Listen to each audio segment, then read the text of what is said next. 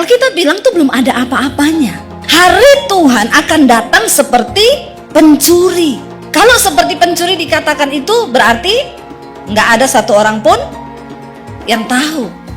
Nggak ada pencuri datang ngomong-ngomong, nanti malam saya mau datang ke rumahmu ya, mau ngapa? Mau nyuri. Nggak ada. Namanya pencuri itu datang diem. Ya, tiba-tiba dia datang. Nggak ada yang kasih tahu dia datang. Pada hari itu langit akan lenyap dalam gemuruh yang dahsyat, dan unsur-unsur dunia akan hangus dalam nyala api. Ini yang tulis Alkitab loh, bukan saya.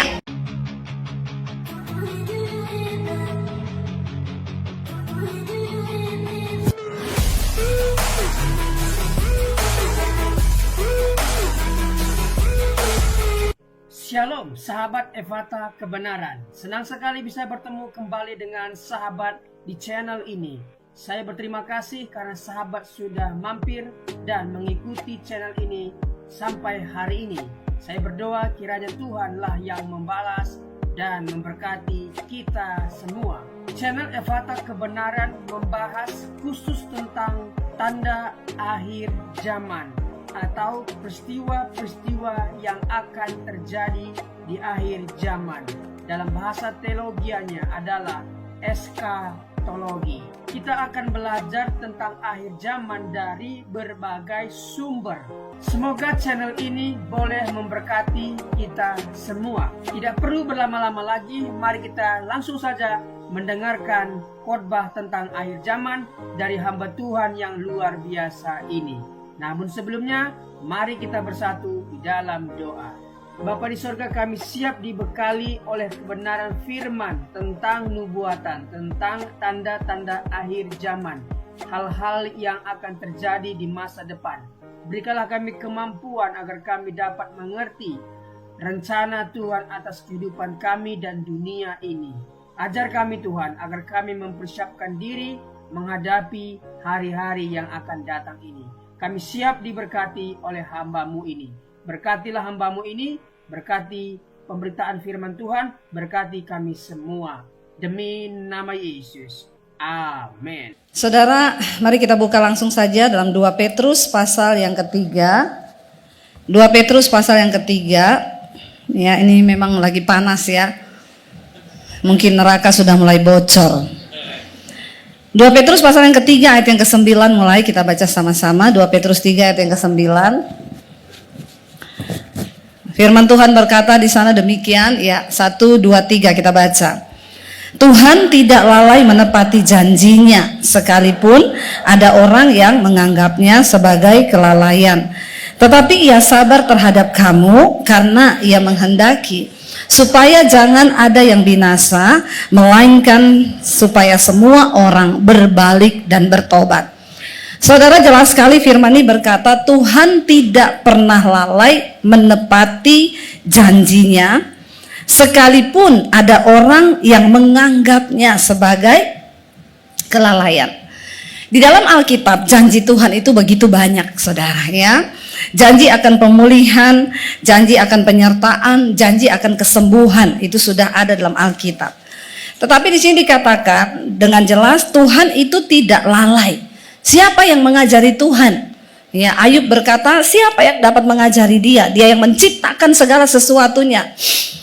Tuhan tidak pernah lalai menepati janjinya, sekalipun ada orang yang seringkali menganggap Tuhan itu lalai. Saudara pernah nggak menganggap Tuhan itu lalai? Tidak pernah.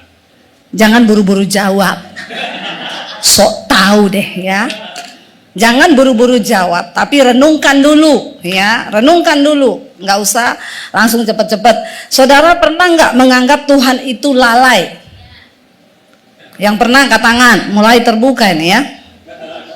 Yang pernah menganggap Tuhan lalai, angkat tangan. Saya pernah. Saya pernah menganggap Tuhan itu lalai. Saudara di sini semua enggak pernah? Kalau saudara nggak pernah anggap Tuhan lalai, pulang aja. Saudara semua sudah penghuni sorga. Saya pernah mengaku Tuhan itu lalai. Saya pernah menganggap. Alkitab berkata Tuhan nggak pernah lalai. Sekalipun banyak orang yang sering menganggap dia lalai ya. Contoh, bagaimana kita menganggap Tuhan itu lalai? Saya tuh banyak dapat telepon, banyak dapat ya WA, banyak orang konseling, Bu. Ya, suami saya begini-begini, rumah tangga saya begini-begini, bisnis saya begini-begini. Saya bilang berdoa. Jawabannya apa? Saya sudah berdoa puluhan tahun. Buktinya apa? Saya sudah cari Tuhan. Saya sudah melayani. Saya sudah bayar persembahan. Saya sudah perpuluhan. Kalau kita menyatakan semua kebenaran kita, halo, berarti itu kita anggap siapa yang lalai? Jawab. Amin. Ya, pernah nggak kita menganggap Tuhan lalai? Sering. Ya, dulu ketika saya dalam penderitaan, saya bilang sama suami saya, "Say, Tuhan itu ada apa enggak?" Itu lebih parah lagi. Kalau Tuhan itu ada, kenapa kita begini sampai sekarang? Kayaknya kebenaran itu nggak pernah muncul. Kita menderita terus, kita coba hidup benar tapi kita menderita. Itu saudara nggak menganggap Tuhan lalai dengan begitu? Kita seringkali menganggap Tuhan itu lalai.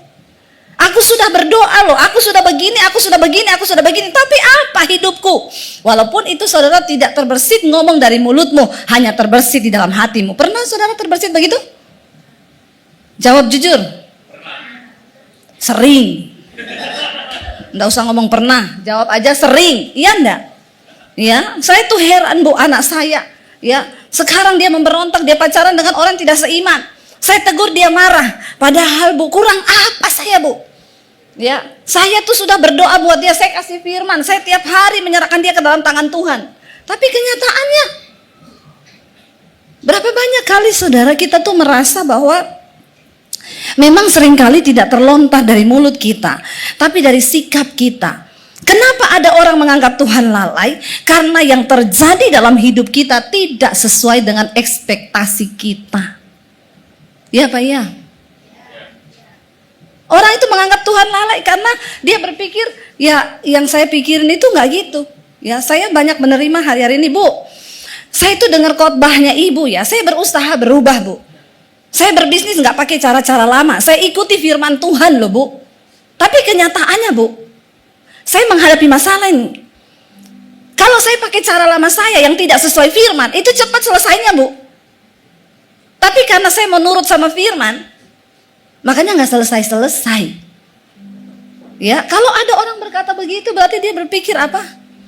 Ya Tuhan itu berarti janjinya nggak benar. Kenapa itu bisa terjadi? Karena kita semua punya ekspektasi, kita itu semua punya keinginan, dan kalau keinginan itu tidak terjadi sesuai yang kita mau, maka kita menganggap bahwa Tuhan itu lalai. Tuhan lalai. Saudara, percayalah di hidup kita ini tidak semua akan terjadi sesuai dengan maunya kita. Kalau saudara mau yang terjadi sesuai dengan maumu, ya sudah, kau saja jadi Tuhan. Iya Pak ya? Ya, di Sulawesi sana ada anak namanya Ungke saudara. Dia itu kerjaannya petik coklat, dia jemur coklat hasil tanah, cengkeh. Waktu dia jemur panas, dia keluarin semuanya. Begitu udah keluar hujan, dia masukin lagi. Lalu panas lagi, dia berdoa, Tuhan kasih panas, Ungke mau jemur cengkeh. Begitu panas dia keluarin lagi, 5 menit mendung lagi hujan, dia tarik lagi masuk. 3 kali dia berdoa, Tuhan kasih panas, Ungke mau jemur cengkeh ini. Lalu ketiga kali panas lagi dia keluarin, habis itu mendung lagi. Terakhir dia keluar di luar, dia lihat ke langit, dia bilang, kalau engkau tidak bisa atur tuh cuaca, engkau turun, Ungke naik ke atas, Ungke yang atur tuh cuaca. Karena dia pikir ya dia apa yang dia mau tuh nggak sesuai dengan yang dia harapkan yang terjadi dalam hidupnya. Kita semua manusia berharap ya semuanya baik, pekerjaan kita baik, anak-anak kita baik, keluarga kita baik. Tapi kan hidup ini kita nggak bisa pegang kendali kan. Yang kita mau belum tentu itu yang Tuhan mau, amin. Karena itu dikatakan banyak orang menganggap Tuhan itu lalai. Karena sesuatu terjadi di luar kemauannya. Hidup ini, aduh saya tuh dengar-dengar cerita hari-hari itu ngeri-ngeri saudara. Ya, saya terima konseling, ya Bu, saya itu mau konseling sama Ibu. Kemarin saya ketemu orang, kenapa? Pusing Bu, ya. Pusing kenapa? Ngurus kerjaan. Orang yang sama ini saya temuin berapa tahun lalu dalam keadaan yang sama. Waktu itu saya tanya, kenapa kamu pusing? Saya itu beli mesin Bu, mesin saya enggak jalan. Saya pusing Bu, orderan saya banyak, tapi mesin nggak jalan, nggak ada hasil, usaha saya nggak jalan, nggak ada pemasukan, pusing. Kita berdoa. Kamu berdua rumah tangga dipulihkan, semuanya jalan bagus ya, Tuhan pasti memberkati. Yang penting hidup damai bersama, jangan berantem terus. Karena waktu itu mereka berantem terus sampai mau cerai. Akhirnya berdamai saudara. Ayo berdoa, sertakan Tuhan. Berdoa sertakan Tuhan. Karena beli mesin itu dari luar negeri harganya miliar. Ketemu teknisi, kalau teknisinya jahat, dikerjain terus, minta duit terus, nggak selesai. Berdoa yuk, libatkan Tuhan. Berdoa libatkan Tuhan. Dia hidup rukun bersama, berdoa bersama. Akhirnya Tuhan kasih teknisi bagus, mesinnya jalan. Orderan kebanjiran. Sampai nggak cukup mesin itu memproduksi semua pesanan. Kemarin saya ketemu, pusing Bu. Kenapa pusing? Kebanyakan orderan. Saya bilang gini, kamu ingat nggak kemarin kamu ketemu saya berapa bulan lalu, berapa tahun lalu? Saya ketemu kamu modelnya kamu sama loh. Saya tanya kenapa pusing Bu? Kenapa? Nggak ada orderan, mesin rusak. Sekarang saya ketemu kamu sama juga. Kenapa? Pusing Bu. Kenapa? Kebanyakan orderan, pusing, mumet, nggak bisa ditinggal, kerjaan banyak. Terus saya bilang terus, maumu tuh apa? Kamu mau hidup yang seperti apa? Kamu nggak ada orderan pusing, dikasih orderan banyak juga. Terus maumu tuh apa? Kalau saya jadi malaikat, saya mau tanya kamu tuh maunya apa? Lo bener nggak saudara? Nggak ada kerjaan pusing, nggak ada orderan pusing, dikasih banyak orderan sampai nggak mampu juga tetap. Jadi saudara pilih yang mana? Sama-sama pusing orang itu kan. Dari sini saya tuh semakin belajar saudara, ternyata manusia itu, memang manusia itu keinginannya tuh nggak pernah puas. Dan sesungguhnya saya selalu berkata, kita ini hidup mau sekaya apapun saudara, yang kita makan ya sehari itu cuma 3 kali tuh kita bisa makan tuh. Ada yang makan sehari 12 kali di sini? Anda bukan manusia. Ya, pasti ada jin di dalam tubuhmu. Kita tuh sekaya apapun makan cuma 3 kali. Saya melihat banyak orang hidup di dunia ini, kasihan saudara. Ya, mereka bekerja siang sampai malam, uangnya aja di rekening puluhan miliar, tapi mereka tuh nggak bahagia. Lalu apa sih arti hidup ini? Sampai banyak yang menuduh Tuhan itu lalai. Dikasih berkat pusing, nggak dikasih berkat juga pusing. Ya, makanya Alkitab berkata ada orang itu yang aku melihat sebuah kesia-siaan di bawah matahari ini, orang yang diberikan Tuhan harta tapi tidak diberi kuasa untuk menikmatinya. Ini orang yang hidup di bawah kutuk saudara. Mari kita percaya bahwa Tuhan itu, ya dia menepati janjinya, tetapi banyak orang menganggapnya sebagai sebuah kelalaian. Tetapi dikatakan ia sabar terhadap kamu. Kalau Tuhan tidak sabar, maka sudah mati kita ini semua, benar nggak? Ya, setiap hari ada aja tuntutannya sama Tuhan. Makanya Bapak Ibu, kita ini datang ke gereja malam ini, kita datang, kita mau cari Tuhan, kita ketemu Tuhan. Karena waktu engkau ketemu Tuhan, masalahmu besar, masalahmu kecil, engkau ketemu Tuhan, itu jawaban. Amin. Kita datang ke tempat ini saudara bukan hanya mau senang-senang, nyanyi-nyanyi, lompat-lompat. Kalau cuma kayak gitu di diskotik juga bisa. Ya, makanya para pelayan Tuhan benar-benar dituntut hidupmu itu bisa membawa hadirat Tuhan. Baik pemusik, WL singers, bukan cuma nyanyi. Kalau nyanyi itu di atas lebih bagus nyanyinya. Tapi kita harus berjumpa dengan Tuhan. Kita harus ketemu dengan hadirat Tuhan. Karena hadirat Tuhan itu yang membawa damai sejahtera, ketenangan di hidup kita. Bahkan kalau kita lihat ayat ini sebenarnya juga Tuhan sedang berbicara. Ya, firman ini sedang berbicara tentang kedatangan Tuhan, saudara. Ya, tentang hari Tuhan. Kalau saudara baca satu perikop ini tentang hari Tuhan. Banyak orang menganggap bahwa mereka berkata begini, nggak usahlah bicara-bicara kiamat. Buktinya dari zaman dulu sampai zaman sekarang Tuhan nggak datang-datang. Dikatakan banyak orang menganggap Tuhan itu lalai. Dari dulu dia berkata dia akan datang, tapi sampai hari ini dia belum datang. Dan dia berkata, Alkitab ini berkata Tuhan itu sabar terhadap kita karena dia tidak ingin ada orang yang binasa. Tapi dia masih kasih kesempatan kita ini semua bertobat. Supaya waktu dia datang kita dalam keadaan kudus dan layak, siap. Siap. Ya. Saya tadi malam dengan suami saudara, kami kebetulan ada satu keperluan sehingga kami harus keluar agak malam. Cari parkiran di dekat nightclub, nggak dapat tempat parkir. Saya bilang sama tukang parkirnya, kok makin malam makin gak ada parkir di sini? Iya Bu, memang di sini kalau siang sama sore sunyi Bu, tapi kalau malam penuh parkirannya, karena itu ada night club. Waktu kita mau cari parkir, ada pemusik gereja yang masuk ke dalam, nggak tahu mungkin dia mau main juga di dalam. Jadi hari lain dia main di situ, nanti hari Minggu pelayanan dia main di sini. Ya, dia agak malu ketemu kita saudara. Tapi bukan itu saudara, saya tuh keliling akhirnya sampai muter tuh parkiran penuh. Ada beberapa night club di situ. Sampai saya bilang sama suami saya gini, terdengar musiknya itu dari jalan, dudak dudak dudak dudak dudak. Saya bilang sama suami saya mereka itu ngapain ya di situ ya? Terus suami saya tuh bilang gini, orang dunia itu kalau ada duit, ya buat apa coba? Ya dia ke situ untuk menikmati hidup, dia pikir untuk, ya dia punya uang. Di situ sekali masuk aja udah bayar ratusan ribu untuk bisa masuk aja. Karena dia orang dunia, dia nggak ngerti kebenaran. Saya bilang sama suami saya, terus mereka tuh ngapain ya? Di situ saya pura-pura lupa, dulu juga saya begitu. Ya, pura-pura lupa, pura-pura amnesia. Tapi memang benar, ya saya juga baru mengerti, bodoh banget ya. Dulu kita merasa di situ itu ada hiburan, ya kita ducek gitu. Terus udah capek pulang.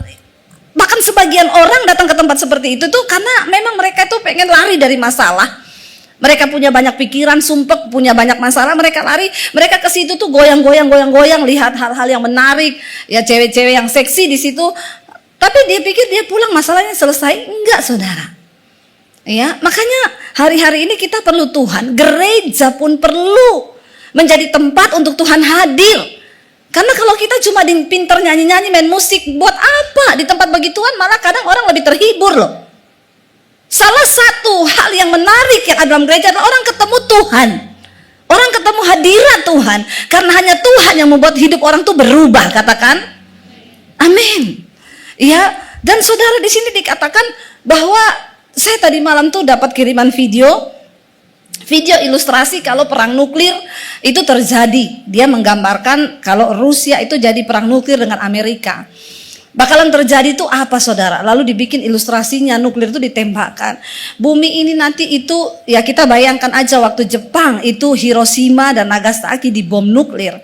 Itu kehancurannya seperti apa saudara? Sampai Indonesia juga ya ikut merasakan imbasnya bagaimana. Perang nuklir itu sangat luar biasa, apalagi memang kalau sampai terjadi. Hari-hari ini kita melihat, saya membaca nih Jepang membuang limbah ini kan. Saudara ikut berita atau cuma nonton TikTok? Ikut pergerakan, ikut berita kan, nonton berita kan. Kita perlu nonton berita dunia, jangan cuma nonton drama Korea terus, amin. Kenapa kita perlu nonton berita dunia? Supaya kita tahu ini apa yang mau terjadi, tanda zaman ini apa. Ya, ini Jepang lagi membuang limbahnya ke laut, limbah nuklir. Lalu saya mulai lihat nih beberapa laut tuh menemukan ikan-ikan pada mati semua. Ya, lalu Korea memberikan ancaman kalau sampai laut kami tercemar, kami tembakkan nuklir nanti. Ini semua apa-apa negara itu sekarang bicaranya nuklir loh. Ya, puji Tuhan Indonesia enggak punya.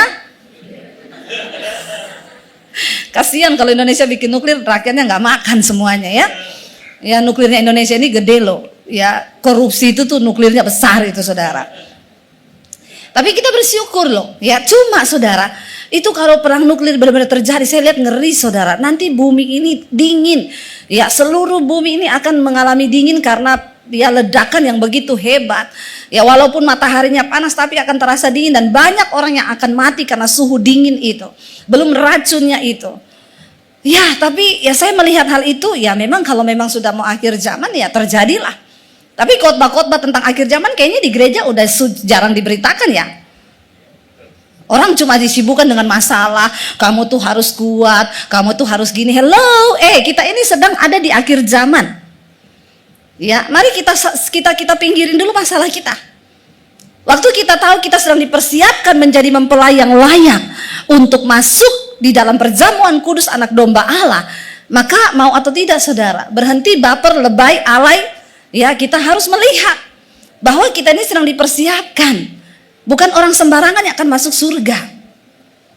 Hari demi hari kita ini harus hidup bertanya, Tuhan, apa yang sudah aku lakukan bagi kehendak-Mu? Apa Tuhan? Kita baca saudara ayat yang ke-10 karena itu dikatakan di sana. Jadi Tuhan itu belum menepati janjinya sampai hari ini tentang kedatangannya karena dia ingin memberi kesempatan manusia itu berbalik dan bertobat. Tinggalkan dosa, datang kepada Tuhan. Ayat 10 berkata, baca bersama. Tetapi hari Tuhan akan tiba seperti pencuri. Pada hari itu langit akan lenyap dengan gemuruh yang dahsyat dan unsur-unsur dunia akan hangus dalam nyala api. Dan bumi dan segala yang ada di atasnya akan hilang lenyap. Rumahmu hilang? Hilang. Mobil hilang? Hilang. Semuanya akan hilang lenyap. Perhatikan dikatakan, tetapi hari Tuhan akan tiba seperti pencuri. Kemarin di Palu terjadi gempa 6,3 skala Richter. Palu yang pernah mengalami tsunami hebat, likuifasi, itu tanah terbelah saudara, dan benar-benar itu ya waktu kita datang ke sana, keluarga saya masih di Palu semua, ada satu perumahan yang benar-benar terkubur hidup-hidup, hilang, sampai sekarang itu jadi tanah lapang, nggak ada apa-apa, padahal dulu itu perumahan padat penduduk. Waktu gempa itu terjadi likuifasi, ada lumpur yang keluar dan semua rumah itu jatuh ke dalam dan terkubur hidup-hidup. Itu terjadi loh, itu terjadi. Kemarin ketika gempa lagi menggoncang di tempat yang sama titiknya, semua orang berlari keluar ketakutan. Tapi kayaknya memang Tuhan perlu bikin begitu karena sekarang mulai lupa lagi. Mulai lupa lagi, yang selingkuh mulai selingkuh lagi. Sekarang homo banyak lagi, yang homo-homo, yang lesbi banyak, yang pelakor mulai banyak lagi. Ya, gereja tidak sungguh-sungguh berdiri, gereja nggak sungguh-sungguh berdoa. Ya, gereja itu hanya jadi nggak tahu apa sekarang. Ya perlu, Tuhan itu bikin begitu perlu untuk ingetin lagi. Ya, adik saya telepon, gimana aman? Ya gimana aman ya, kita lari keluar dari rumah, itu loteng bunyinya krok krok krok krok krok krok. Dan yang mereka ingat langsung, waduh peristiwa itu. Mayat bergelimpangan, orang hilang saudara karena ditelan bumi. Alkitab bilang tuh belum ada apa-apanya. Ya, belum ada apa-apanya. Hari Tuhan akan datang seperti pencuri, ya. Kalau seperti pencuri dikatakan itu berarti nggak ada satu orang pun yang tahu. Nggak ada pencuri datang ngomong-ngomong, nanti malam saya mau datang ke rumahmu ya, mau ngapa? Mau nyuri. Nggak ada. Namanya pencuri itu datang diem. Ya, tiba-tiba dia datang. Nggak ada yang kasih tahu dia datang. Pada hari itu langit akan lenyap dalam gemuruh yang dahsyat dan unsur-unsur dunia akan hangus dalam nyala api. Ini yang tulis Alkitab loh, bukan saya. Saudara, kalau dikatakan bahwa pada hari itu langit akan lenyap, gemuruh yang dahsyat, unsur dunia akan hangus dalam nyala api, kira-kira itu pemandangan yang seperti apa? Wow, itu menakutkan sekali. Menakutkan sekali. Ya, langit lenyap, tiba-tiba gemuruh yang hebat turun dan dunia ini akan hangus dalam nyala api.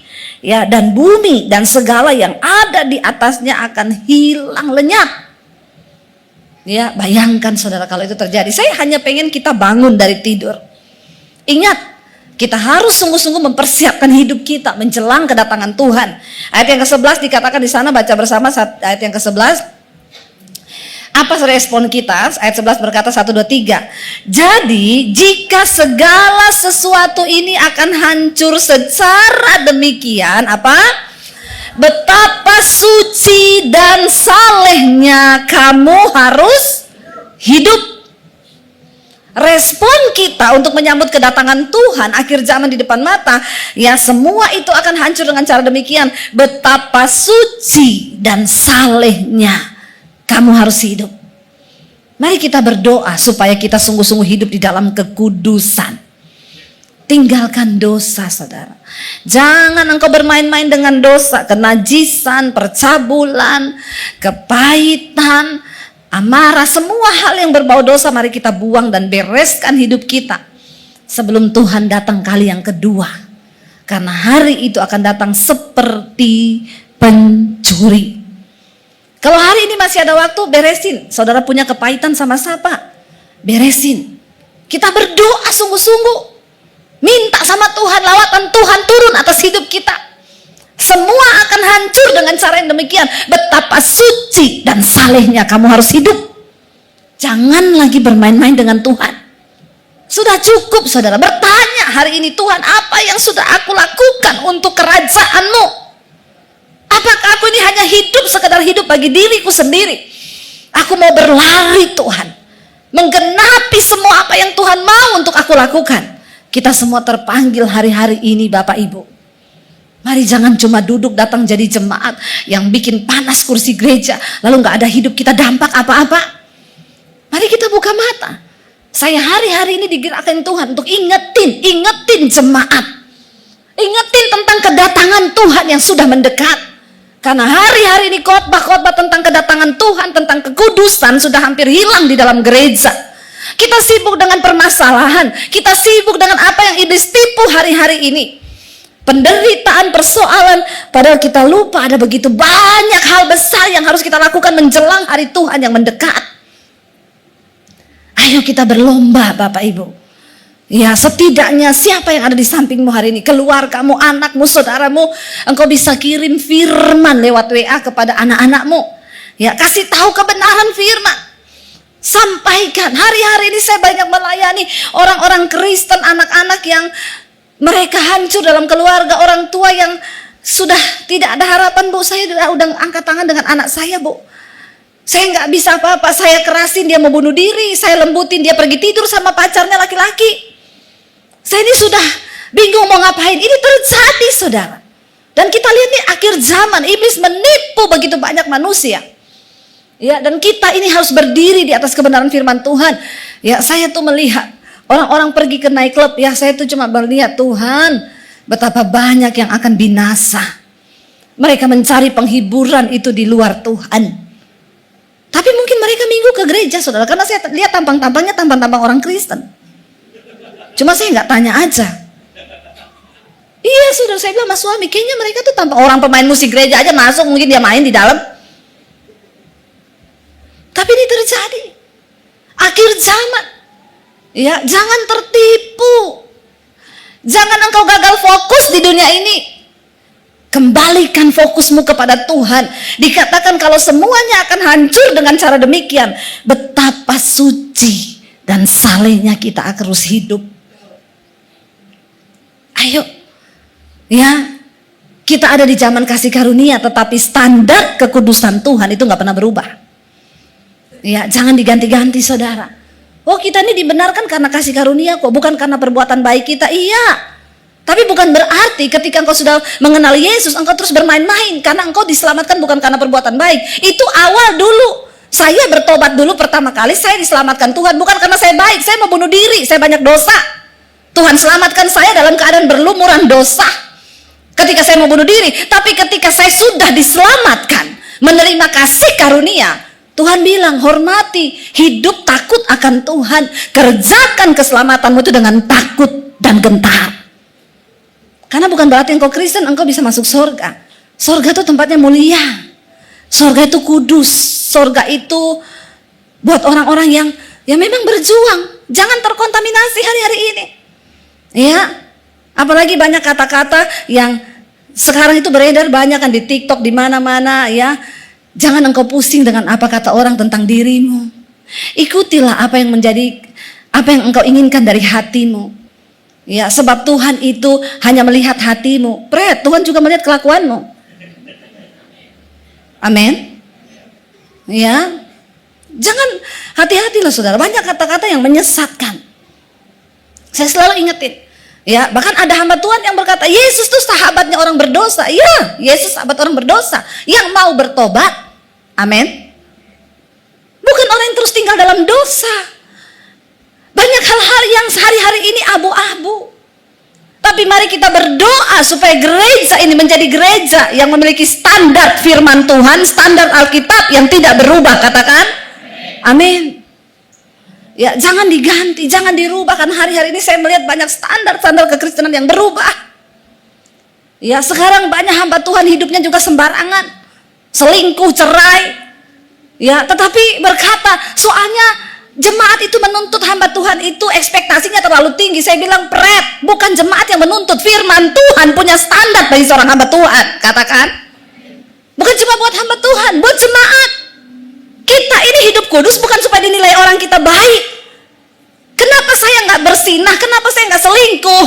Bukan supaya jemaat bilang, oh Bu Debbie itu kudus ya. Enggak, saya nggak peduli. Saya peduli apa kata Tuhan.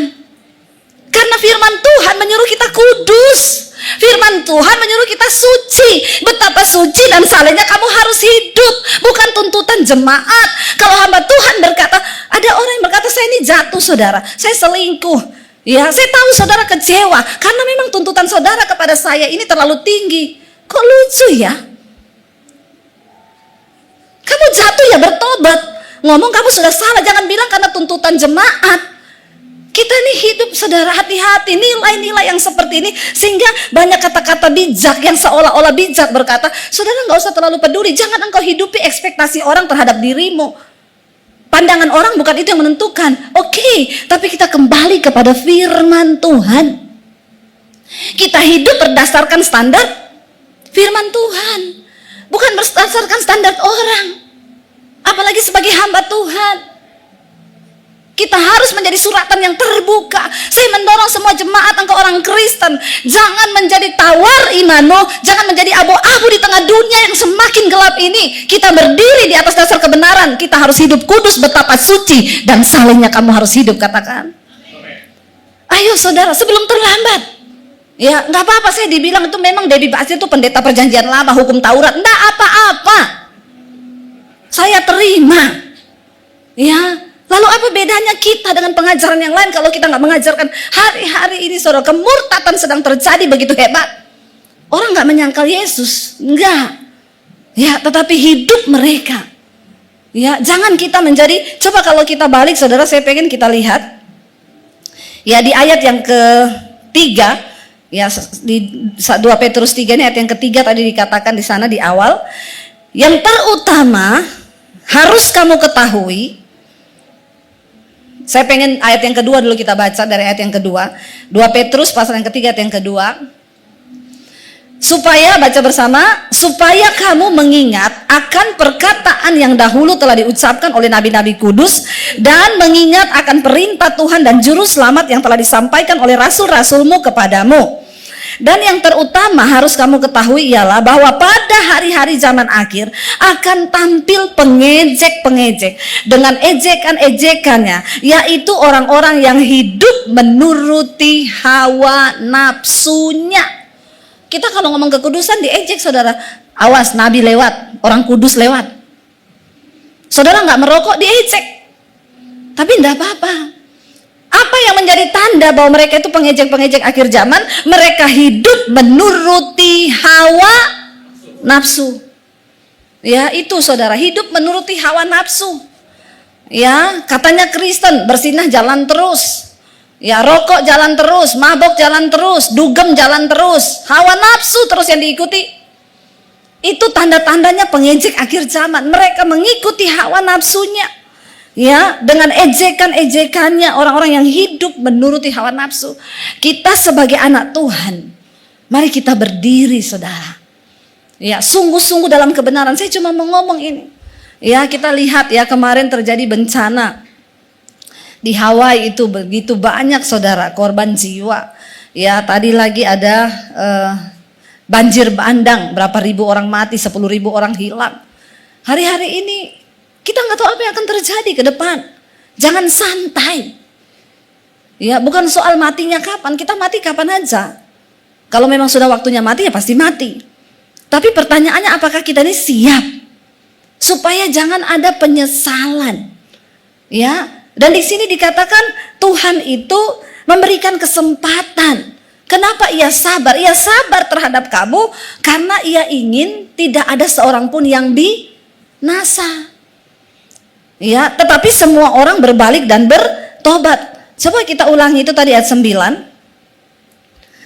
Tuhan itu tidak lalai menepati janjinya, sekalipun ada orang yang menganggapnya sebagai kelalaian. Tetapi ia sabar terhadap kamu karena apa? Baca.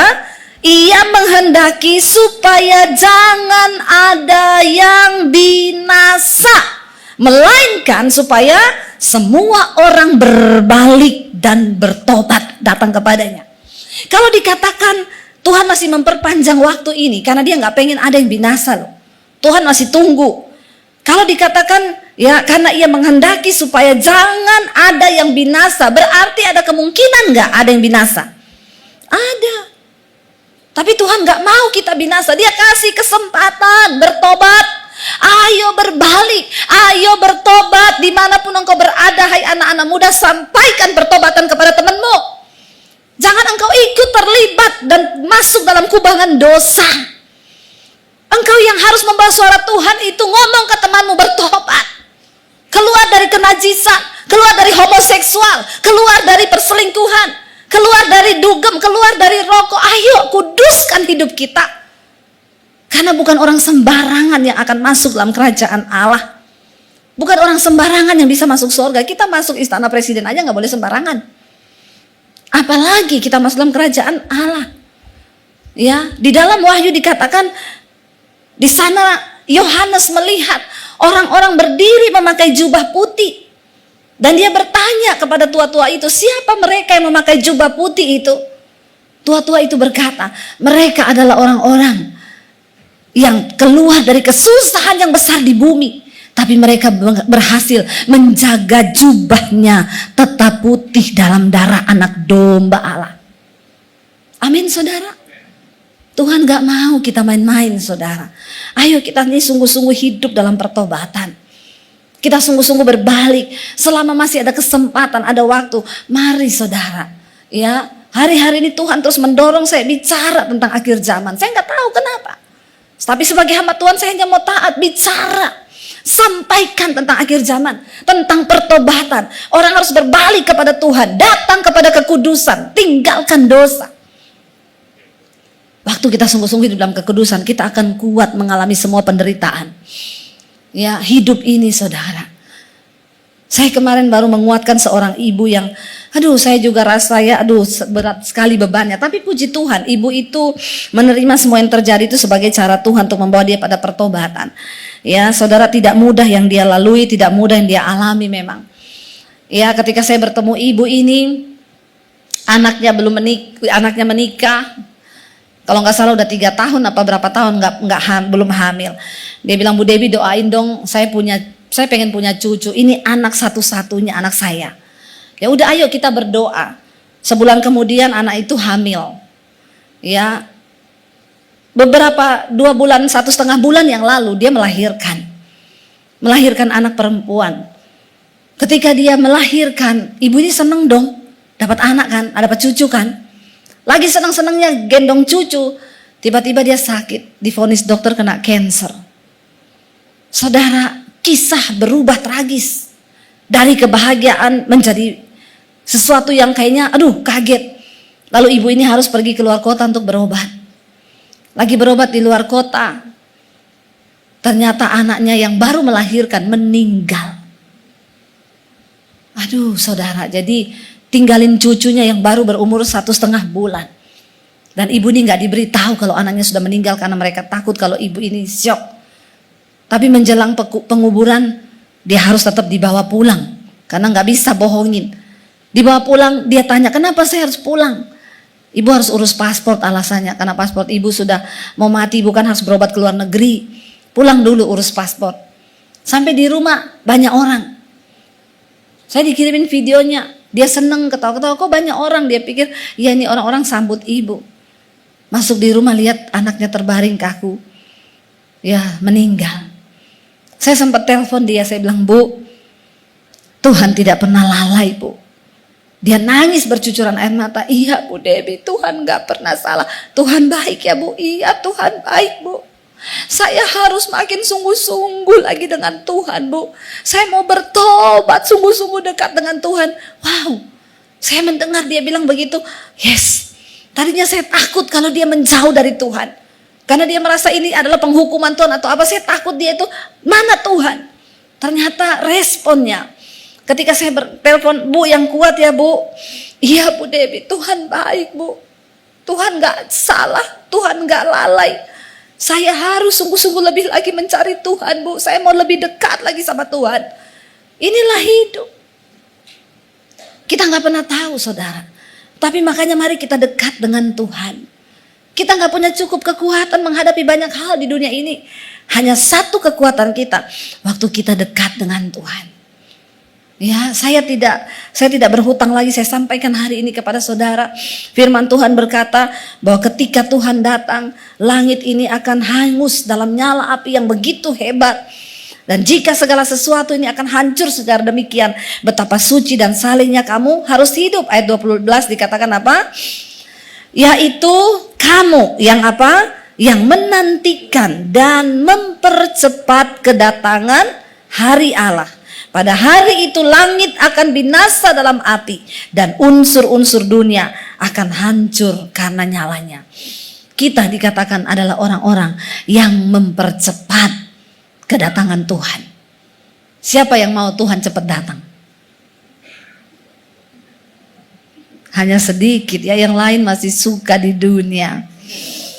Ya, saudara, kalau Tuhan datang, kita nih pindah loh dalam kerajaan damai. Dunia ini bukan tempat kita. Di sini nih kita cuma transit. Ada orang berangkat mau lama-lama di negeri transit? Nggak ada tuh. Orang itu pergi ke luar negeri kalau transit, dia mau lama-lama nggak di situ? Yo kagak, namanya juga ya hanya terpaksa transit. Nah, Alkitab berkata di dunia ini kita cuma perantau.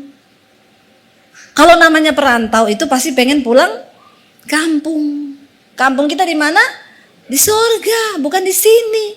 Tapi banyak orang yang sudah terlanjur cinta dengan dunia, makanya nggak kepengen Tuhan datang. Kita harus sepakat dulu, kita adalah orang-orang yang mempercepat kedatangan Tuhan. Siapa yang mau cepat Tuhan datang? Ampuni mereka Tuhan, karena mereka tahu tapi mereka pura-pura tidak tahu. Ini Alkitab yang ngomong loh, ya, yaitu kamu, ya, yang menantikan dan mempercepat kedatangan hari Allah itu. Ya, pada hari itu langit akan binasa dalam api dan unsur-unsur dunia akan hancur karena nyalanya. Diulangi lagi. Tetapi sesuai dengan janjinya, siapa? Kita, saudara dan saya, menantikan apa?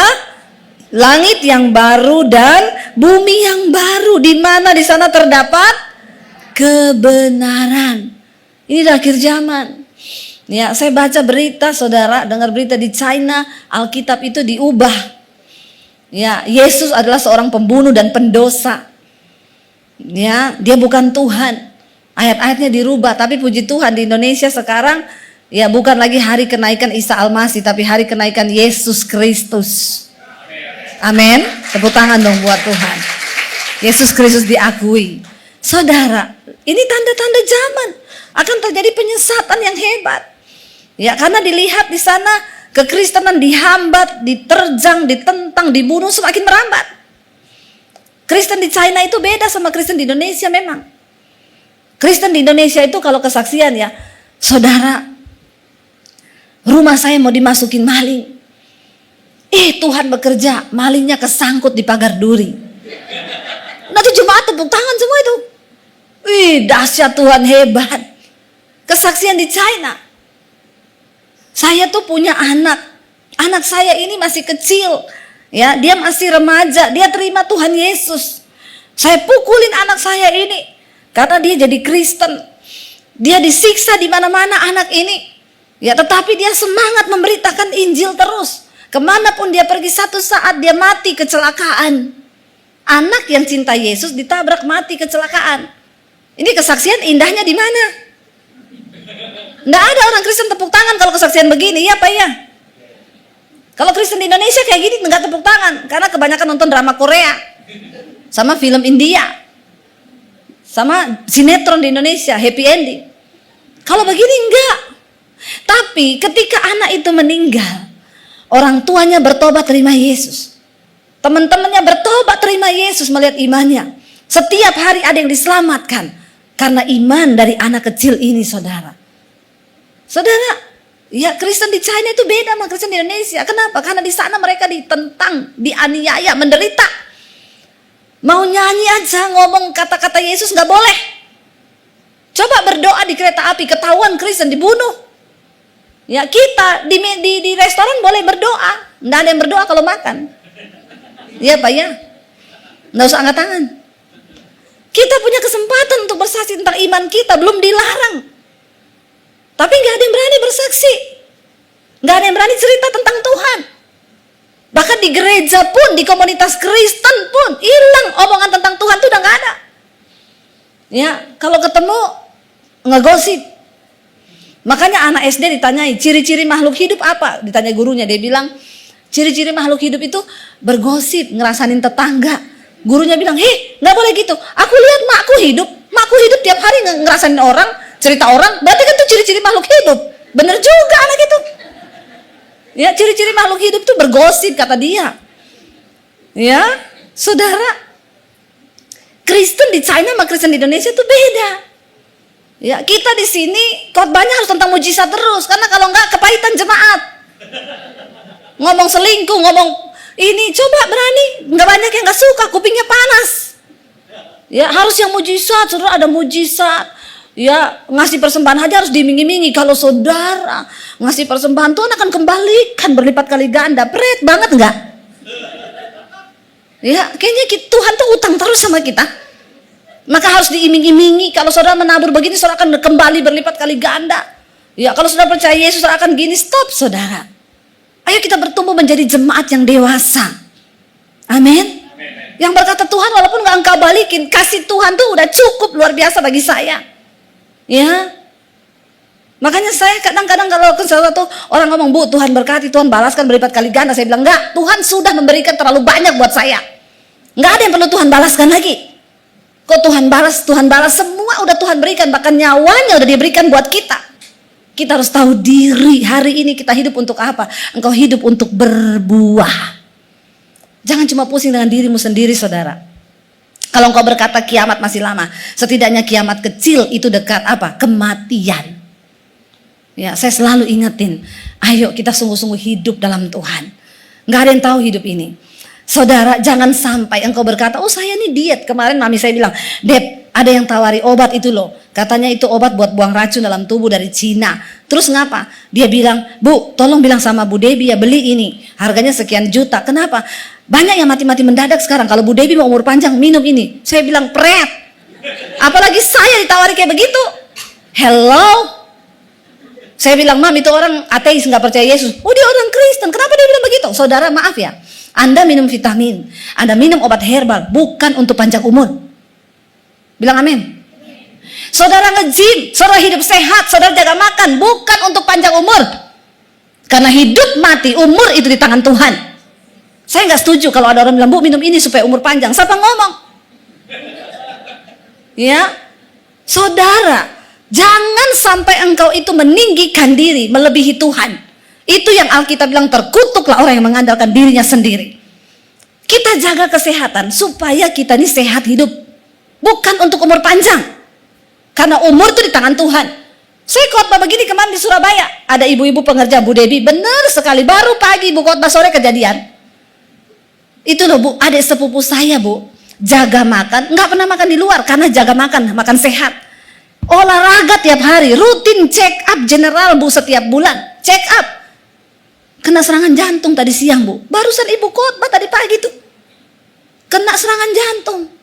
Ya, ada juga orang tuh, oh tenang aja, saya sudah di DSA otak saya sekarang sudah bersih, nggak ada penyumbatan, stroke. Jangan sombong loh saudara, hidup kita di tangan Tuhan. Kenapa kita harus jaga makan, jaga kesehatan? Supaya sehat. Saya sama suami sekarang lagi diet. Kenapa saya diet? Hidup sudah berat, kalau badan kita tambah berat, maka semakin berat hidupmu. Hidup ini udah berat, pergumulannya banyak, terus berat badanmu juga berat. Kau jalan sempoyongan saudara. Amin. Walaupun hidup kita berat, beban kita berat, kalau badan kita ringan kan enak toh. Amin apa men? Makanya saya kadang heran lihat bapak-bapak yang perutnya buncit. Maaf ya Pak, kalau mau tersinggung puji Tuhan. Kadang saya ngomong sama suami saya itu bapak tuh loh, astaga aku nih pernah hamil 9 bulan toh ya. 9 bulan perut saya besar, itu begas saudara, tidur aja nggak enak, bernapas nggak enak. Itu bapak sudah berapa tahun dia bawa perut itu ya? kok nggak begah ya? Dan dia tidak merasa bersalah melihat perut itu, saudara. Ya bukan apa-apa, saudara. Bener nggak? Kita nih harus sehat supaya kita hidup sehat. Tapi urusan mati itu di tangan Tuhan. Ya, di tangan Tuhan. Makanya ada orang yang berdosa, merokok, mabok, minum, bisa umur panjang 160 tahun loh. Saya baca umur orang terpanjang di dunia. Ya, dia masuk di Guinness Book Record. Saudara, itu bapak kalau nggak salah ya umurnya tuh mencapai hampir 150 kayaknya. Ditanya rahasia hidup sehatnya apa? Kawin cerai, merokok, mabuk, semua dosa dia lakukan loh. Tapi umur panjang. Kenapa, saudara? Saya baru tahu Alkitab bilang Tuhan itu tidak berkenan pada kematian orang fasik, tapi pada pertobatannya. Sebenarnya Tuhan tuh tidak mau orang fasik itu mati. Makanya kita kalau orang jahat jangan kau doakan mati, tidak mungkin mati dia. Karena Tuhan tidak berkenan pada kematian orang fasik, tapi pada pertobatannya. Tapi ada yang nggak tobat-tobat, memang ya sudah diambil sama setan. Ya, jadi saudara, memang orang-orang berdosa itu panjang umur, lama matinya, karena Tuhan tunggu dia tobat. Tuhan tidak mau orang binasa. Tuhan tidak mau, makanya ya jangan kau bilang gini, oh kalau gitu saya biar umur panjang dosa aja ya bu. Nah ini bertobat saudara ya, hati-hati ya. Ada juga yang lagi selingkuh mati, ya karena istrinya berdoa di rumah. Ya kebanyakan bohong, istrinya berdoa, Tuhan dimanapun suami saya berada, jamah dia Tuhan. Lagi selingkuh, lagi bersinah dijamah Tuhan, mati saudara. Mati ya, lagi berdosa toh. Hati-hati. Jadi saudara, hidup ini kita nggak tahu apa yang akan terjadi ke depan. Jangan andalkan kekuatanmu. Ayo cari Tuhan. Ayo hidup sepadan dengan panggilannya, dengan kebenarannya. Jaga kekudusan. Di sana dikatakan kita ini orang-orang yang mempercepat kedatangan hari Tuhan. Tapi jangan takut. Kita menantikan langit yang baru dan bumi yang baru. Di sana tidak ada polusi. Nggak ada. Saudara mau hidup di langit yang baru dan bumi yang baru? Saya tuh ketemu dengan orang-orang yang pernah mati, ya pernah dibawa Tuhan mati. Itu semua ngomong kematian tuh indah, mati tuh indah, ya mati tuh indah. Semua tuh ngomong enak bu, saya dibawa di padang yang begitu indah bu, tenang di sana. Tapi suruh pulang lagi. Ya, saya pernah rasa begitu, saya tidur nyenyak banget saudara. Saya kayak di satu tempat yang begitu indah. Tiba-tiba ada suara yang bilang gini, kalau kamu tidur terus kamu mati loh. Tapi saya nggak kepengen bangun, saya pengen tidur terus karena enak banget memang. Tempat itu indah. Tapi saya ingat, kalau saya mati suami saya kawin lagi, saya bangun. Cepet-cepet saya bangun. Enak aja dia kawin lagi saudara ya. Jadi saya bangun, itu yang membuat saya cepet bangun saudara. Bukan itu ya, saya bilang kalau saya mati anak-anak masih kecil dia kawin lagi, wah anak-anak saya dapat ibu tiri lebih kejam dari ibu kota. Ya, tapi enggak, kalau ibu tirinya bertobat kagak. Ya, saudara, mari kita sungguh-sungguh hidup dalam Tuhan, enggak usah takut. Ya, kapanpun Tuhan mau panggil kita, ini orang yang mempercepat kedatangan Tuhan. Karena itu saudara, ayat 14 dikatakan di sana, sebab itu saudara-saudaraku yang kekasih, saya undang imam musik maju. Terima kasih sahabat sudah mendengarkan khotbah tentang akhir zaman. Saya yakin dan percaya kita semakin bertambah hikmat dan bertambah referensi tentang akhir zaman. Channel ini dibuat secara sadar untuk mengumpulkan pembahasan tentang akhir zaman, nubuatan tentang akhir zaman, agar kita punya satu channel membahas khusus tentang kejadian-kejadian di akhir zaman. Para pembicaranya juga dari berbagai-bagai interdominasi, baik dari Protestan, karismatik, Katolik, dan berbagai-bagai pendeta di seluruh Indonesia, tentunya yang membahas tentang akhir zaman. Semoga channel ini memberkati kita semua. Firman Tuhan mengatakan Matius 13 ayat 39, musuh yang menabur benih lalang ialah iblis. Waktu menuai ialah akhir zaman, dan para penuai itu malaikat. Matius 22:23-24. Pada waktu itu, jika orang berkata kepadamu, lihat, Mesias ada di sini, atau Mesias ada di sana, jangan kamu percaya, sebab Mesias palsu dan nabi-nabi palsu akan muncul, dan mereka akan mengadakan tanda-tanda yang dahsyat dan mujizat-mujizat, sehingga sekiranya mungkin mereka menyesatkan orang-orang pilihan juga. 1 Tesalonika 4 ayat 15-16. Ini kami katakan kepadamu dengan firman Tuhan, kita yang hidup, yang masih tinggal sampai kedatangan Tuhan, sekali-kali tidak akan mendahului mereka yang telah meninggal. Sebab pada waktu tanda diberi, yaitu pada waktu penghulu malaikat berseru dan sangkakala Allah berbunyi, maka Tuhan sendiri akan turun dari sorga, dan mereka yang mati dalam Kristus akan lebih dahulu bangkit. Matius 24 ayat 24. Karena itu berjaga-jagalah, sebab kamu tidak tahu pada hari mana Tuhanmu datang.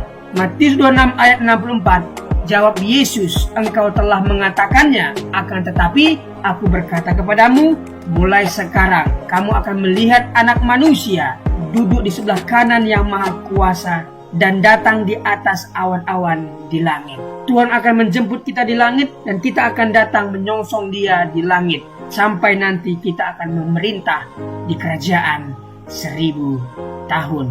Tuhan Yesus memberkati. Mari kita berdoa. Tuhan, terima kasih buat pemaparan firman Tuhan tentang akhir zaman yang disampaikan oleh hamba-Mu yang luar biasa ini. Berkatilah hamba-Mu ini, pelayanan, keluarga, setiap pekerjaan yang dia kerjakan dibuat Tuhan berhasil dan beruntung. Kami yang mendengarkan firman ini berterima kasih Tuhan, karena kami semakin bijaksana menambah referensi baru tentang akhir zaman. Apa yang harus kami lakukan menjelang akhir zaman, tentunya harus mendekatkan diri, melekat dengan Tuhan, sehingga ketika waktu itu tiba, kami diangkat dan bersama-sama dengan Tuhan di langit dan akan memerintah di kerajaan 1000 tahun nantinya. Terima kasih Tuhan, demi nama Yesus. Amin.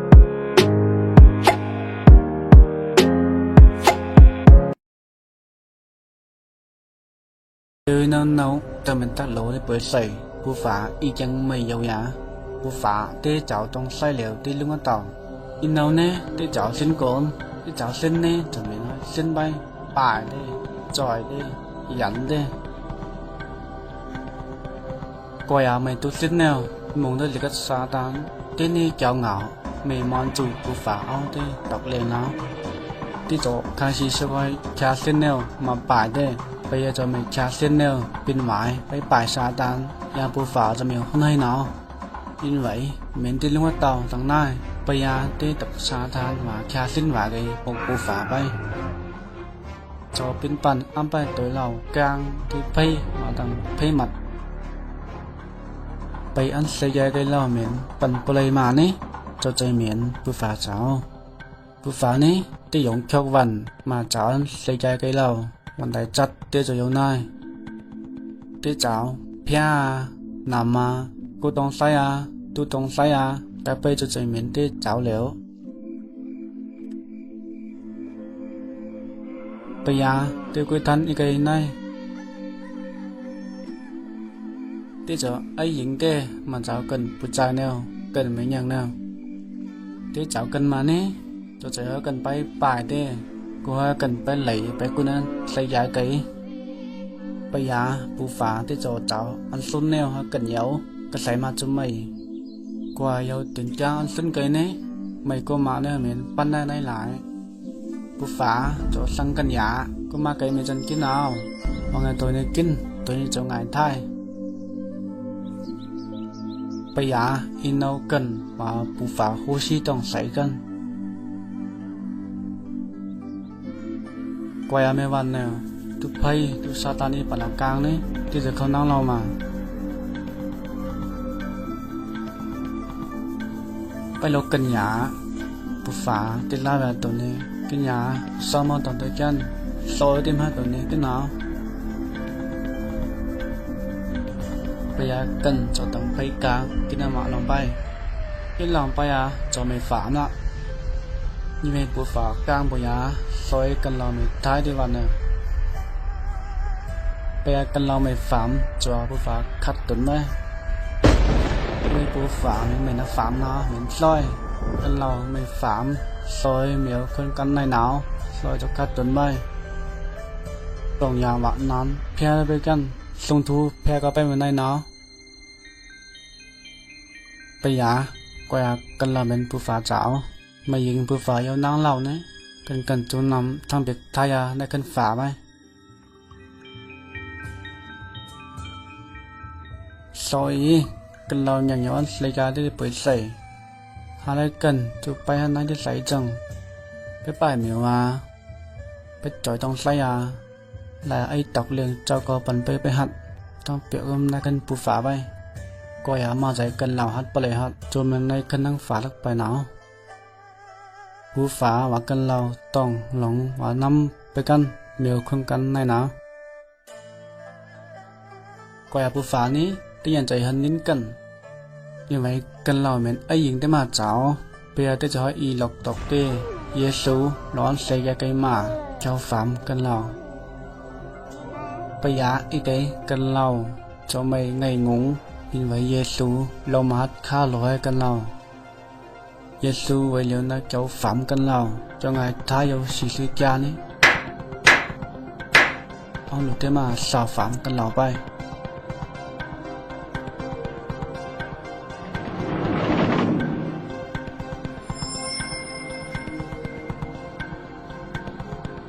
ông nhà cần lao sân Giêsu bay nhìn xa kia còn mà taoไปเกมเยซูไปนี่ทั้งเบ็กกันเราทายาบนควันโจในคันฝาใบว่าปูฝาเยาจิใส่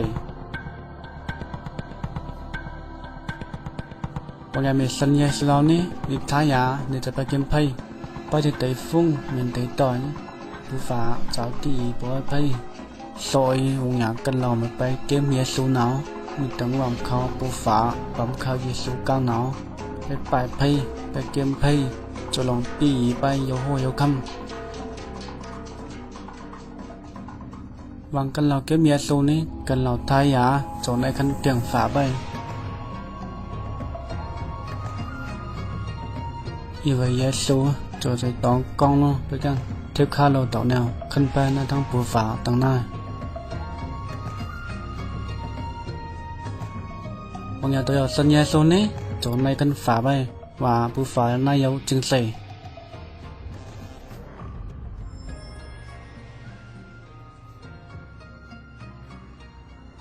Terima kasih sudah melihat video pendek tentang rencana Allah untuk kehidupan manusia. Sejak dari awal Tuhan menciptakan Adam dan Hawa.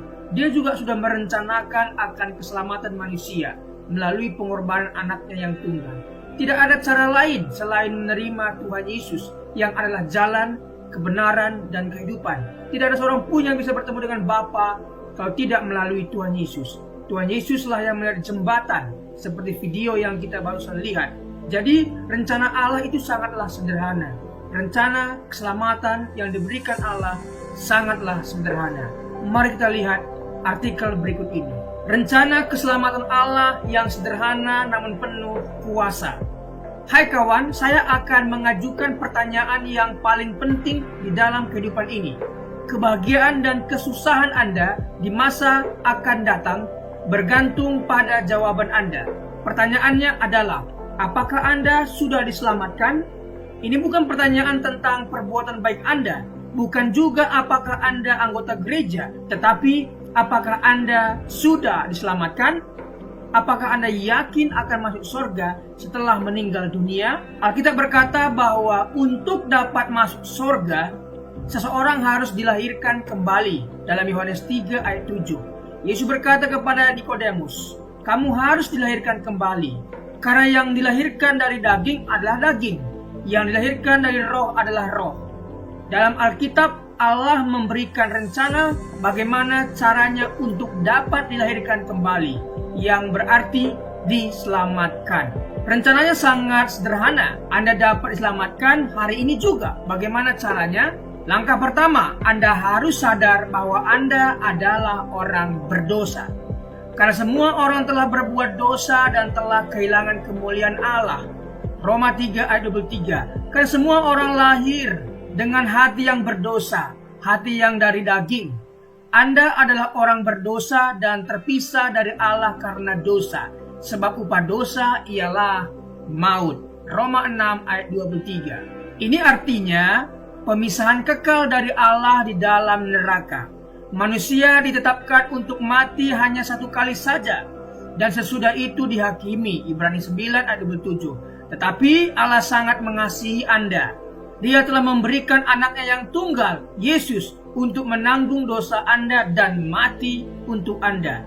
Dia, Yesus, yang tidak mengenal dosa, telah dibuatnya menjadi dosa karena kita, supaya di dalam Dia kita dibenarkan oleh Allah.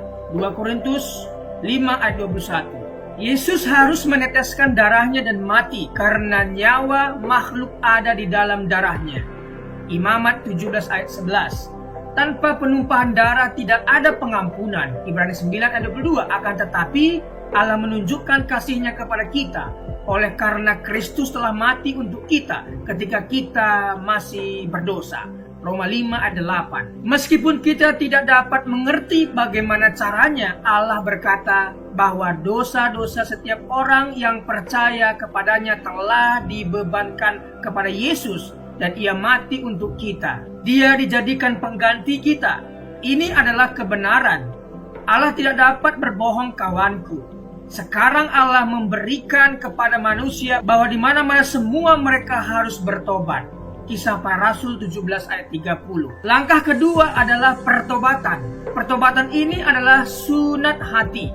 Kalau di perjanjian lama Tuhan minta Abraham, Kejadian 17, dan semua keturunannya disunat sebagai tanda perjanjian yang kekal. Makna rohaninya adalah dalam perjanjian baru Tuhan Yesus memperkenalkan tujuan dari sunat jasmani adalah sunat hati, yaitu secara rohani. Sunat jasmani dilakukan sebagai upaya memurnikan diri dan dari aspek medis dapat menghindari sejumlah sakit penyakit. Sunat hati secara rohani memurnikan hidup kita dari dosa dan maut. Yeremia 4 ayat 4 berkata tentang sunat hati supaya terhindar dari murka Allah.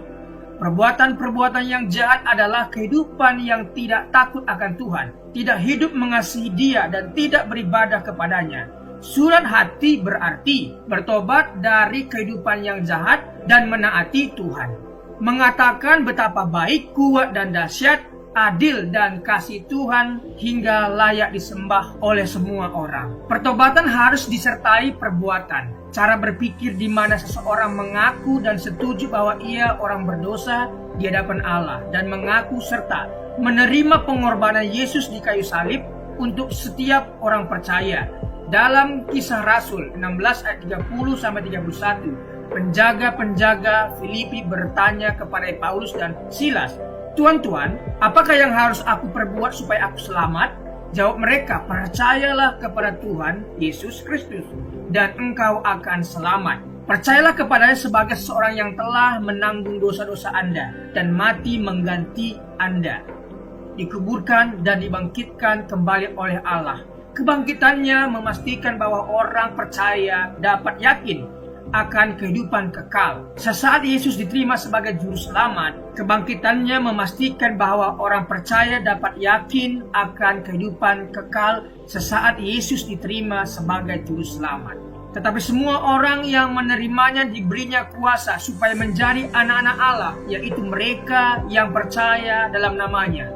Yohanes 1 ayat 12. Sebab barang siapa yang berseru kepada nama Tuhan akan diselamatkan. Roma 10 ayat 13. Barang siapa dalam kutipan di atas termasuk Anda diselamatkan bukan berarti mungkin atau dapat, tapi pasti diselamatkan. Tentu Anda sadar bahwa Anda seseorang berdosa. Saat ini juga, dimanapun Anda berada, bertobatlah, serahkanlah hatimu kepada Allah dalam doa pengakuan dosa dan pertobatan yang sungguh-sungguh. Dalam Lukas 18 ayat 13, seorang yang berdosa berdoa, "Ya Allah, kasihanilah aku orang berdosa ini." Berdoalah, "Ya Allah, aku tahu bahwa aku adalah orang berdosa. Aku percaya bahwa Yesus telah menggantikan aku waktu Dia mati di kayu salib. Aku percaya bahwa penumpahan darahnya, kematiannya, penguburannya, dan kebangkitannya adalah untuk aku.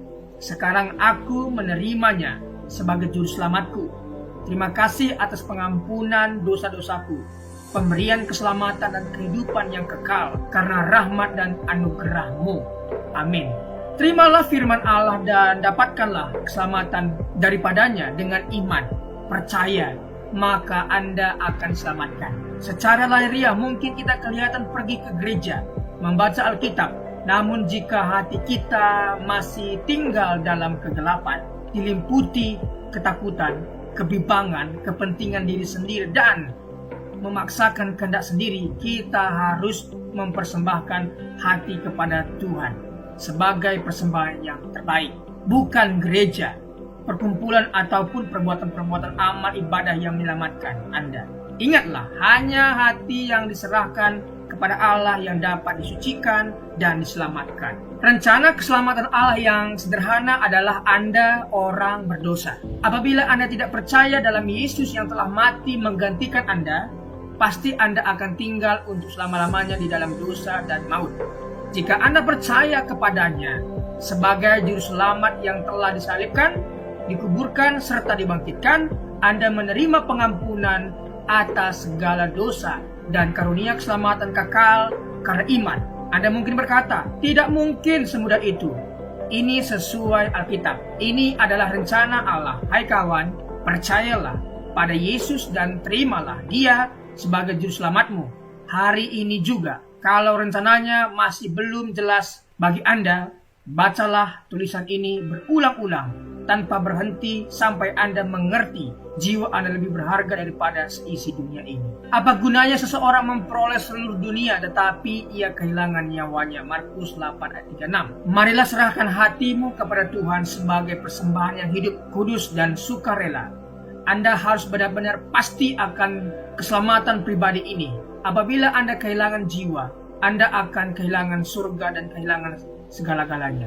Percayalah dan biarkanlah Allah selamatkan Anda saat ini juga. Kuasa dan kasih Allah akan selamatkan Anda.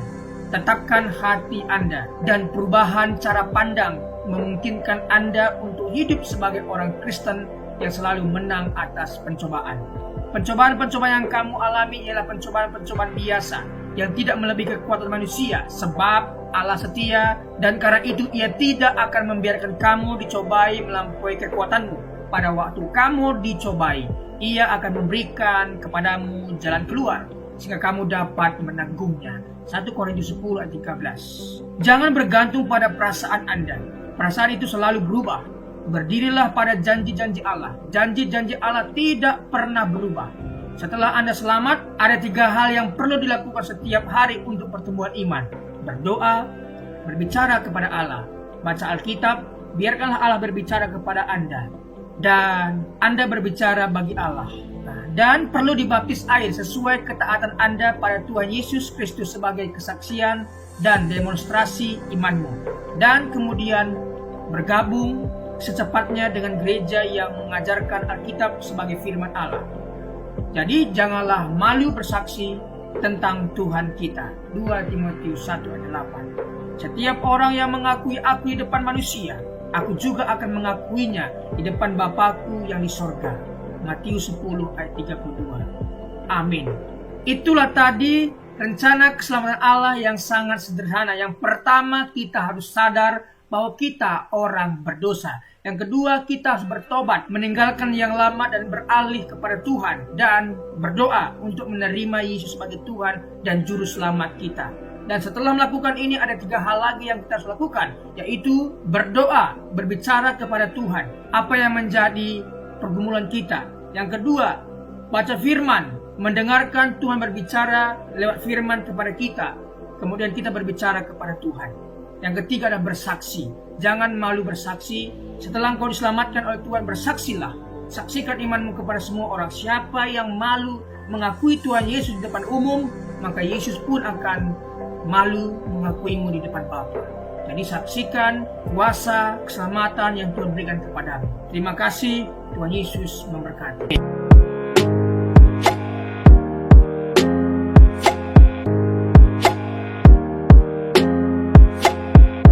Dalam kesempatan kali ini kita akan membahas satu tema yang cukup baik, yaitu menanti dan berjaga-jaga.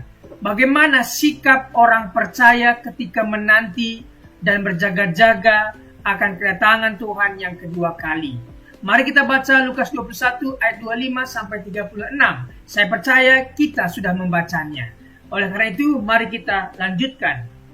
Apa yang seseorang biasa lakukan ketika menunggu? Tentunya kita akan mencari kesibukan supaya waktu menunggu tidak terasa lama. Kesibukan di sini pun bukan hal-hal yang tidak menguntungkan Tuhan, tetapi kesibukan yang menguntungkan Tuhan dan menguntungkan diri kita di masa depan, yaitu berbuat sesuatu yang baik untuk Tuhan. Apa yang kita lakukan ketika menunggu jemputan? Apa yang akan kita lakukan ketika tunggu ibadah mulai? Tentunya kita harus melakukan sesuatu, bukan bersumur-sumur. Orang Kristen adalah orang yang menanti. Menanti apa? Menanti kedatangan Kristus kedua kalinya.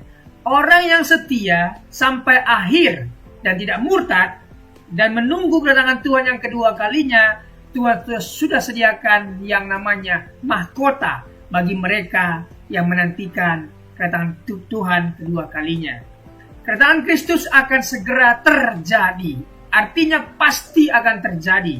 Jadi, mari kita lihat Matius 24 ayat 19 dan Wahyu 1 ayat 1. Matius 24, segera sesudah siksaan pada masa itu, matahari akan menjadi gelap dan bulan tidak bercahaya, dan bintang-bintang akan berjatuhan dari langit, dan kuasa-kuasa langit akan goncang.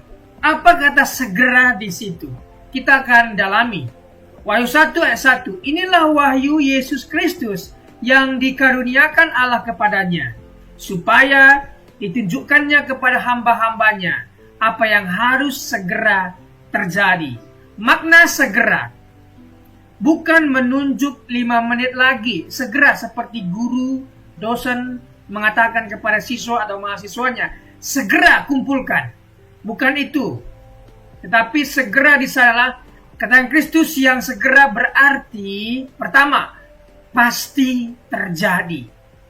Itu pasti terjadi, Alkitab sudah mencatat dan pasti terjadi. Kedua, tidak ada seorang pun yang tahu waktunya. Tidak ada, oleh karena itu kita harus menanti dan berjaga-jaga.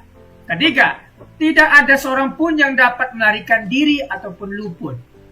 Siapapun kita akan tetap dihukum atau diberikan ganjaran yang baik. Pertama, tanda-tanda kedatangan anak manusia. Mari kita dalami apa tanda-tanda dan kenapa Tuhan memberikan tanda. Meski tidak ada yang tahu kapan waktunya, tetapi akan ada tanda-tanda sebelum itu terjadi. Lukas 21 ayat 25 sampai 26. Dan akan ada tanda-tanda pada matahari dan bulan dan bintang-bintang, dan di bumi bangsa-bangsa akan takut dan bingung menghadapi deru dan gelora laut. Orang akan mati ketakutan karena kecemasan berhubung dengan segala apa yang menimpa di bumi. Sebab kuasa-kuasa langit akan goncang. Penguasa-penguasa yang ada di langit akan goncang. Tanda kedatangan Kristus sudah dinubuatkan oleh para nabi. Tanda kedatangan Kristus dan penghukuman orang fasik. Bisa dibaca Yesaya 13 ayat 9 sampai 11. Sungguh hari Tuhan datang dengan kebengisan, dengan gemas, dan dengan murka yang menyala-nyala, untuk membuat bumi menjadi sunyi sepi dan untuk memunahkan daripadanya orang-orang yang berdosa. Sebab bintang-bintang dan gugusan-gugusan di langit tidak akan memancarkan cahayanya. Matahari akan menjadi gelap pada waktu terbit, dan bulan tidak akan memancarkan sinarnya. Kepada dunia akan kubalaskan kejahatannya, dan kepada orang-orang fasik kesalahan mereka. Kesombongan orang-orang pemberani akan kuhentikan, dan kecongkakan orang-orang yang gagah akan kupatahkan. Tanda kedatangan Kristus sudah dinubuatkan oleh para nabi. Yang kedua, tanda kedatangan Kristus dan penyelamatan umat Allah. Yoel 2 ayat 30 sampai Yoel 3 ayat 2. Mengapa perlu tanda? Supaya kita terhindar dari penyesatan. Baca Lukas 21 ayat 8. Tidak putus asa oleh penderitaan yang mendahului kedatangan Kristus. Akan ada penderitaan, akan ada penganiayaan. Tetapi bagi kita yang percaya kepada Tuhan, akan diangkat dan diluputkan. Tetapi bagi mereka yang suam-suam kuku, akan dimuntahkan dan mengalami siksaan besar itu. Tidak meragukan janji kedatangan Kristus. Oleh karena itu mari kita tidak meragukan janji kedatangan Kristus. Baca ayat yang ke-29 sampai 33 dan seterusnya. Setelah tanda-tanda terjadi, Yesus datang kedua kali. Haleluya. Perbedaan dengan kedatangannya yang pertama. Ya, dia lahir sebagai manusia kedatangan yang pertama. Dilahirkan dari perawan Maria. Sederhana dan kehinaan seorang hamba. Tetapi kedatangan yang kedua kalinya berkuasa dan kemuliaan seorang raja. Kedua, kedatangan yang pertama dihukum karena dosa manusia. Kedatangan yang kedua datang untuk menghukum manusia yang berdosa dan tidak bertobat. Aplikasinya, tidak percaya kepada orang-orang yang mencoba meramal atau menentukan waktu kiamat. Yang kedua, ketika melihat tanda, kita semakin yakin mengenai kedatangan Kristus. 3. Sebagai orang percaya, kita bersuka cita menyambut kedatangan Kristus karena ia datang untuk menyelamatkan. Selanjutnya, sikap menanti kedatangan anak manusia itu. Bagaimana sikap kita? Mari kita baca Markus 13 ayat 32. Saya percaya sahabat sudah membacanya. Tidak seorang pun yang tahu. Malaikat tidak tahu. Yesus sebagai manusia tidak tahu. Mengapa Allah tidak memberitahu kepada kita mengenai kedatangan Kristus yang kedua kali? Allah tidak memberitahu supaya, pertama, menumbuhkan di dalam diri kita sikap hamba yang benar, berjaga-jaga selalu.